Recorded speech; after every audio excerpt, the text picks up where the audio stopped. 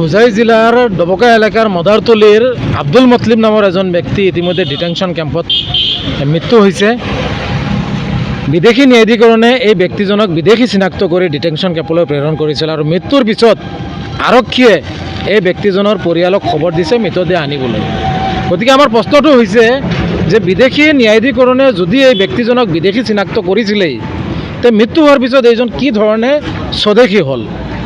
বিদেশী যদি আছে তেনেহ'লে বিদেশলৈ প্ৰেৰণ কৰিব লাগে, আৰু যদি স্বদেশী আছিল তেনেহ'লে কিহৰ ভিত্তিত বিদেশী ন্যায়াধিকৰণে এই ব্যক্তিজনক বিদেশী চিনাক্ত কৰি পেলাই ডিটেনশ্যন কেম্পলৈ প্ৰেৰণ কৰিলে?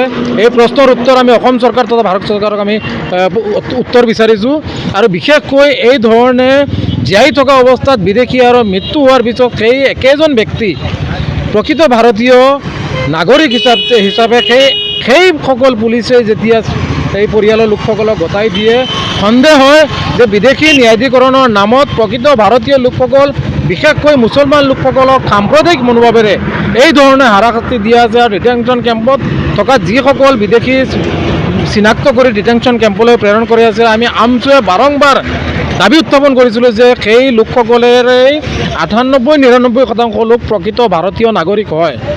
গতিকে এই ধৰণৰ জঘন্য ঘটনাৰে মুছলমান লোকসকলক তিল তিলকৈ মৃত্যুমুখত পেলোৱা হৈছে আৰু একাংশ লোক মৃত্যুমুখত ইতিমধ্যে পৰিছে, আৰু আজি সেই আব্দুল মতলিব নামৰ ব্যক্তিজনো মৃত্যুমুখত পৰিছে। এই জঘন্য ঘটনাৰ লগত জড়িত থকা বিদেশী ন্যায়াধিকৰণৰ লগত জড়িত থাকি এই ধৰণৰ জঘন্য ঘটনা সংঘটিত কৰা বিষয়াসকলৰ বিৰুদ্ধে উচিত তদন্ত হ'ব লাগে আৰু কঠোৰৰ পৰা কঠোৰতম শাস্তি দিব লাগে, যাতে আগন্তুক দিনত এনেধৰণে প্ৰকৃত ভাৰতীয় লোকসকলক সাম্প্ৰদায়িক মনোভাৱেৰে মুছলমান লোকসকলক হাৰাশাস্তি যাতে মৃত্যুমুখত নপৰে তাৰ প্ৰতি লক্ষ্য ৰাখি এক সঠিক পদক্ষেপ ল'বলৈ আমি দাবী জনাইছোঁ। অন্যথা এই ধৰণৰ জঘন্য অমানৱীয় কাণ্ডৰ বিৰুদ্ধে আমচুৱে ৰাজপথ অৱৰোধ কৰি ভয়ানকভাৱে প্ৰতিবাদী কাৰ্যসূচী হাতত ল'বলৈ বাধ্য হ'ম। বেমাৰ কি হৈছে এইটো মই নাজানো। আগত ইয়াত বেমাৰ আছে, ডাক্তৰ দেখাই পেলাই তো ভাল কৰিলে, আজি বেমাৰ কালি নাই, তো বেমাৰ চেমাৰ লৈ তাক কিবা চব্জি কাটিব দিলে, আনি দিয়ে ৰুজিকাৰ কৰিলে, আকৌ বেমাৰ আবাৰ দাৱাই পানী কৰা, এইটোৱে তাৰ। এতিয়া তাৰিখত নিলে এইটো বালুতৰ কিবা লিংগা বিংগা খেতি কৰিলে, চব্জি উঠানি গেছে, ফোন কৰিলে বুলি মই তাৰিখত আব লাগে, খাই বই গা পাত দৈ তুই তোর ডকুমেন্ট লৈ তারিখত আইবি। ও গ'ল তারিখত তারিখ গেছে আর মানুষ নাহা না।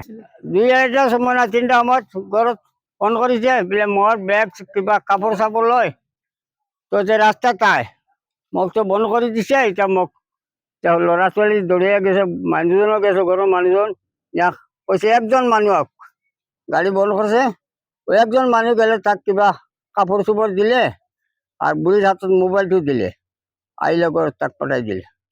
এটা তো আমার আগুয়া মানুষ বুড়বক লেখাপড়া নাই, তেজপুর গেলে নাই এইটো তেজপুর নহয় বোলে, কি বোলে এইটো কিবা কোকৰাঝাৰ গোৱালপাৰা দিকে। এতিয়া আমালোক যাব পাৰিম নেকি? 2,000 টকাৰ পকেট লৈ পেলাই এক সপ্তাহ পিছত মনে হয় মানুহবিলাক গেছে না, 2-3 দিন পিছত ঋণ টিন কৰি গাঁৱলা 10-20 টাকা উঠাই পেলাই টাকা 2-3 মিলাই সিহঁতে যাই পেলাই দেখিলে ও তেনেকুৱা ব্যাপাৰ। আজি কেইটা মানুহ মৃত্যু। বৰ্তমান ক'ত আছে? এতিয়া গুৱাহাটীত আছে জমচিত। আনিছে, আনি পেলাই এসপ্তাহ ৰাখিছে না কি 2-4 দিন ৰাখি পেলাই আকৌ লৈ গ'ল, মানুহ দিয়া নাই। আবেদন কৰিলে বোলে দি দিয়ক, মই মোৰ বেমাৰটো লৈ যাম, বেমাৰটো নাখাওঁ, দিয়া নাই, কৈছে না এইটো অৰ্ডাৰ নাই। আৰাম হৈছে কি না হৈছে লৈ গ'ল আকৌ।